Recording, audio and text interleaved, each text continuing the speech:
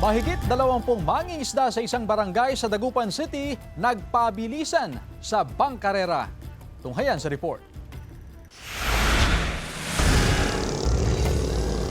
Ready, set, bangkarera na! Nagpabilisan ng motorboat ang ilang mangingisda sa Barangay Bunuan, Binloc, Dagupan City kaninang umaga.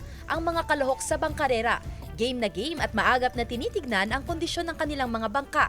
Ang kompetisyon, bahagi ng taunang barangay fiesta. Para po sa mga kasayahan ng ating mga membrong sumisigay po. Hindi lang po para sa kasiyahan lang para sa akin, lahat po natutulungan sila dahil sa konting palarong ganito po. Naglaban-laban ang 24 na mga mangingisda sa ilalim ng 19, 18 at 15 engine horsepower category.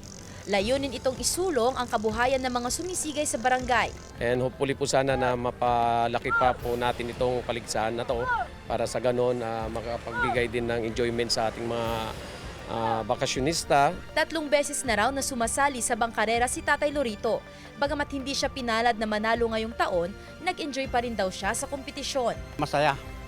Kahit hindi nanalo, masaya kasi nasubukan namin na nakipagkarirahan. Almost 1 month din ako naghanda pero hindi kaya. Ang mga nanalo ay tumanggap ng bagong makina ng bangka at cash prize. Kasama si Henry Duminsil, Sandy Salvacio, One North, Central Luzon.